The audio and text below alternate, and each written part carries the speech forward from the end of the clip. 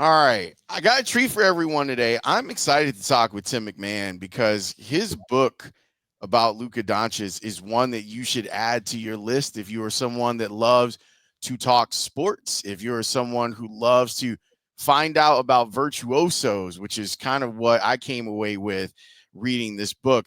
It's called Wonder Boy, Luka Doncic and the Curse of Greatness. Tim, thanks for joining me. I when I saw that you were writing this book, I was really excited because obviously years of covering the NBA and this story about Luka Doncic. Now, tell me if my read on this is right. This felt like before the final chapter of it. This felt like the study of an ingenue or virtuoso, and how there seemed to not always be a consensus on how one can help that person get to where it is we expect them to go. Virtuoso, man, you are, and I didn't even know what the other word was. I tell you what, I didn't know this was going to be a vocabulary lesson. I am impressed. Goodness sakes. All right, Prodigy. Let's go with Prodigy. How That, about that? and that's the word that I have used actually a lot. And kind of the premise of this book is it's examining the pressure on an NBA franchise when they draft a prodigy through the prism of Luka Doncic and the Dallas Mavericks. And it's this pressure that the Cavaliers felt with LeBron James, that the Oklahoma City Thunder felt with Kevin Durant. Build it, give them a chance to compete for championships, give them a chance to win championships, or you might lose them. And the way the story played out, they built it. They gave him a chance to win championships, and they built it through. Look, there's all kinds of drama, dysfunction, personnel missteps. This kind of prodigy, though, gives you some margin for error. The Mavericks used up all that, managed to build a finals team, and then they decided to dump him months later. It's a shocking plot twist that, frankly, there had already been many copies of the book printed by the time that trade was made. So the plot twist is addressed in an unplanned final chapter. Some people will have to download that or get it sent to them with proof of purchase. But yeah, it's just that pressure when you draft a prodigy. It's the that, and that's really the curse of greatness. Is every franchise is just doing backflips, turning over every rock and stone, looking for a way to get that type of player. But when you get them, that's when the pressure begins. That's when the work really starts. I kept thinking about the contrast when, as you're kind of detailing how Luka grew up and all of the things in Euro basketball that he was doing. I kept thinking about the contrast with him and LeBron, where LeBron at least was still in his hometown. He still had his friends with him. And once Luka comes over here, I kept wondering, is that one of those flashpoints where, sure, he had folks that were still on his side that were here in Dallas, but it's not the same. And how do you go about like making someone comfortable when you know that your security of a job and a franchise is banking on them wanting to be a part of whatever it is that you're doing? Yeah, and it is different. And Luca had basically been a full blown pro since he was 16 years old, but he'd moved to Spain, far away from his home country, Slovenia, at 13, to join Real Madrid's program. So he'd made that massive cultural transition. And then another even greater cultural transition when you go from Europe to not just America, but to the NBA. And for most of the first 6 years of Luka in a Mavericks uniform, the organizational priority was making Luka happy, was making Luka comfortable. And, there some of that is the people you're surrounding him with, the off the court stuff, the just the way that he's treated within the organization. But the best way to make a guy like that comfortable is you put him in a winning situation. You give him the kind of supporting cast that is required to be able to compete for championships. And again, that was not a linear path for the Mavericks. They had things like the Kristaps Porzingis trade. They made months into Luka's career and then blowing up in their face. They bungled the Jalen Brunson situation. Even the Kyrie trade, while it paid great dividends, not immediately. That team had to tank to keep its top 10 protected pick owed from the Porzingis deal that season. But for 6 years, kissing Luka's butt was the organizational priority. And then things changed. A lot of things changed. The biggest change was Mark Cuban sold the team and lost control. And let's just be honest, after kissing his butt for 6 years, the Mavericks stabbed Luka in the back this year. Yeah, it does seem like he sees it that way, that there was a betrayal that went on here. How did the relationship get so bad that you then end up with the choice of Supermax deal or trade him because we don't want to pay him? Whew. And that's what the whole final chapter is about, man. There's a lot there. And, Nico Harrison came to the conclusion, and as he said, time will tell if he's right. It's a bold conclusion that this guy who just averaged 34, 10, and 9 and led your team to the finals is not worth a Supermax. This guy who, talking to analytics staffers around the league, is $100 million a year value is not worth 70-ish million a year. And then they were going to trade him instead of signing him to that contract.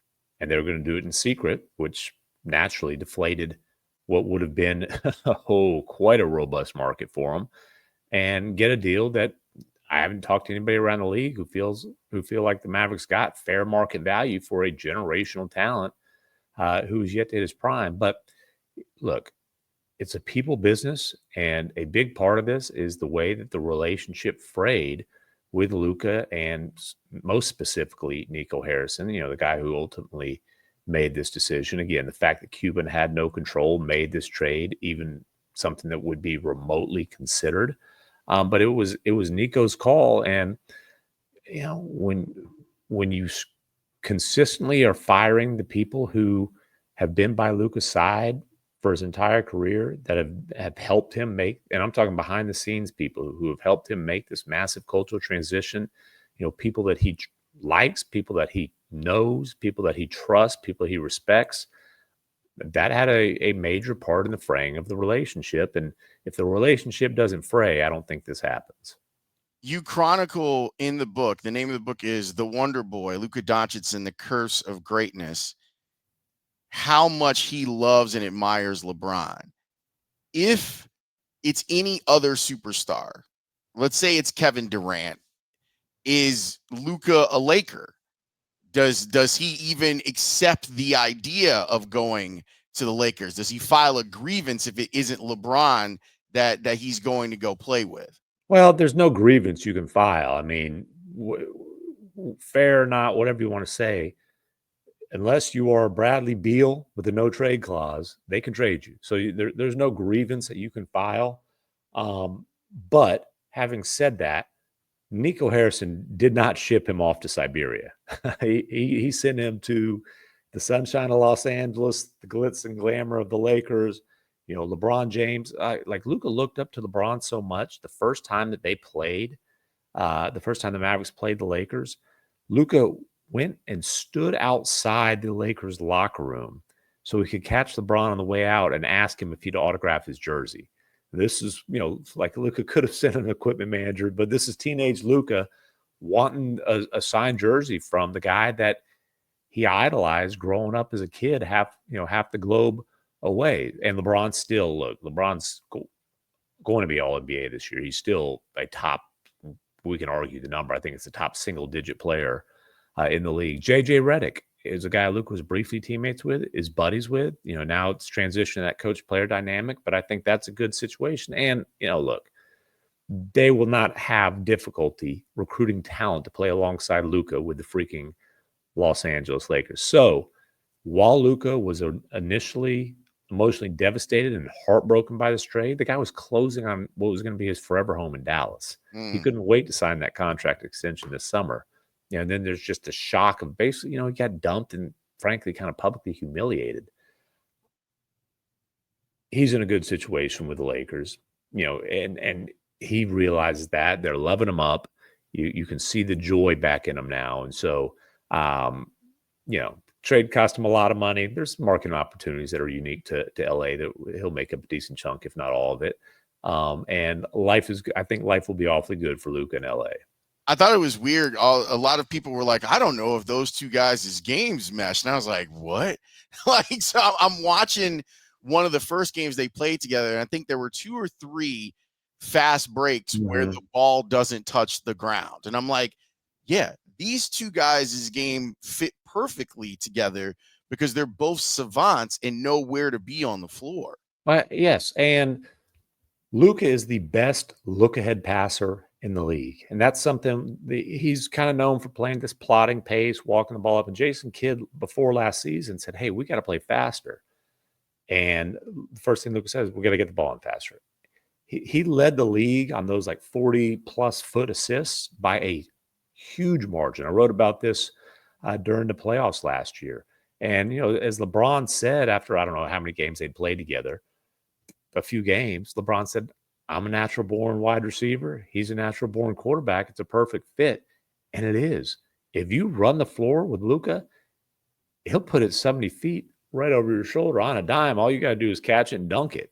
And LeBron can still run the floor. The other thing, LeBron is 40 years old. He doesn't need to have the ball in his hands and the pressure to create a shot for himself or a teammate every single possession, 35 minutes a game. Like, for LeBron to be able to play off the ball, to have that pressure eased on him, we saw this with Kyrie. It took a little bit of time with Luka and Kyrie, but that thing clicked last year.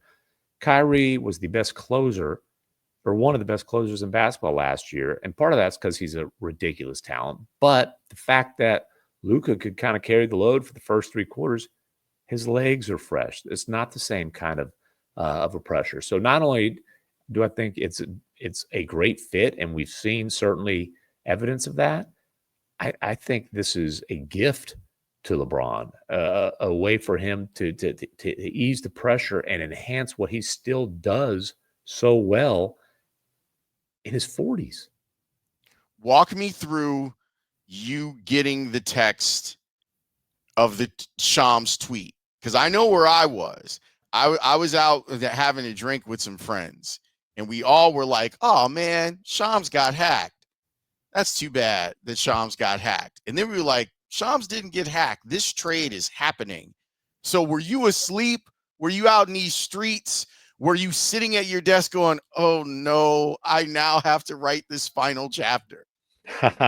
No, I wasn't out in the streets. I was actually in a sorry, let me just do one little tweet. Anthony Davis has been upgraded to questionable tonight. Well, there's something good for the Mavericks, at least. Yeah, he's trying to come back. You NBA guys, man, you got to stay on your toes. The news breaks all the time in this league. Yeah, like that. But no, I'd traveled from San Francisco to Cleveland that day, and I was just about to go to bed in Cleveland. It had been a long day. Get that? We ain't sleeping tonight. Nope. We're not sleeping tonight. And so, initially, like, okay, I've got to get reporting done.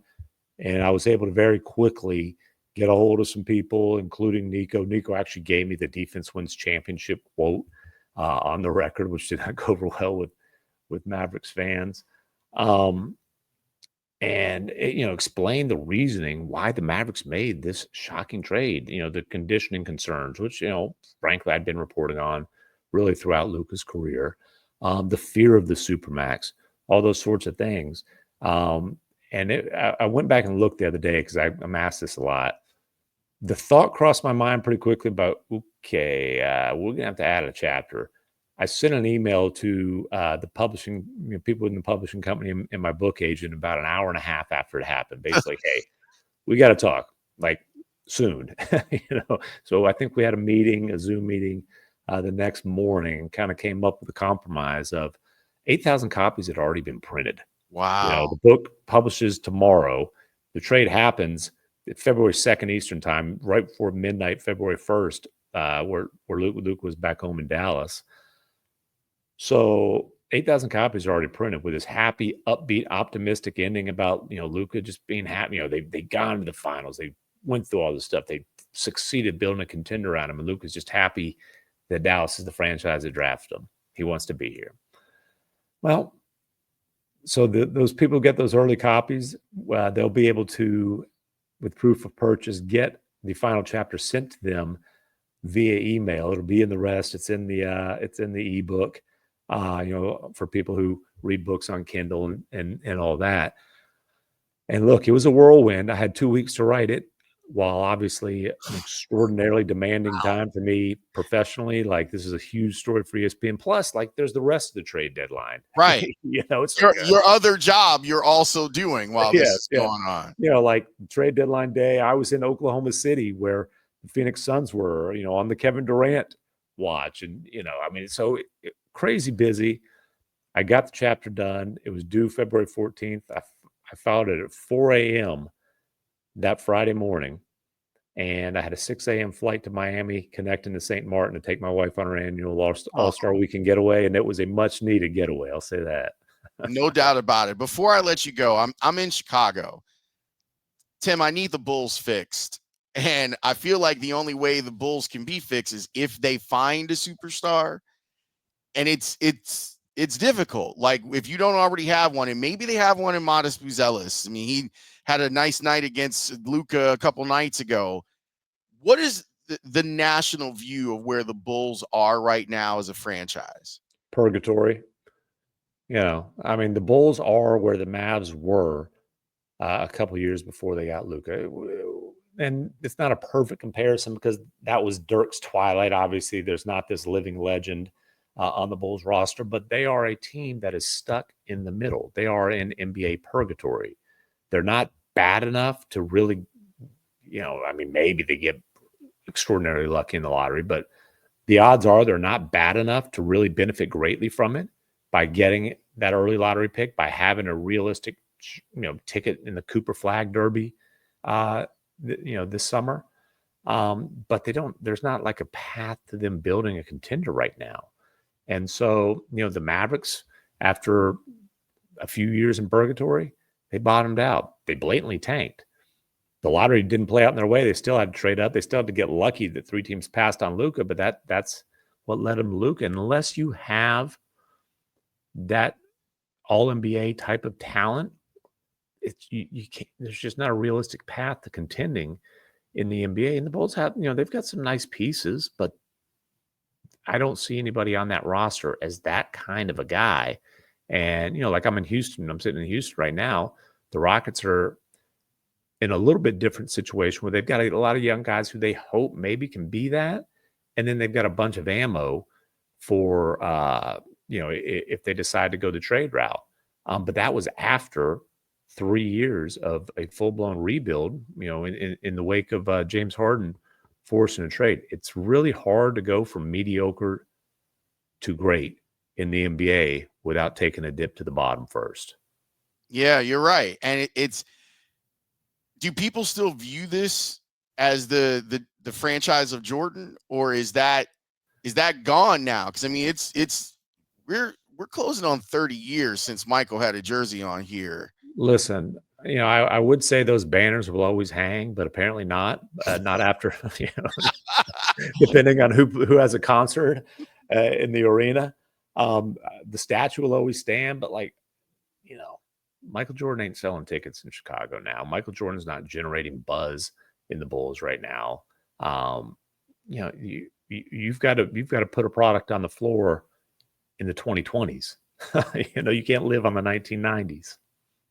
Tim, I thank you so much for this, man. The book is amazing. I got through it, and I saved the last chapter for this morning. I was like, okay, I'm going to wake up and I'm going to read that last chapter.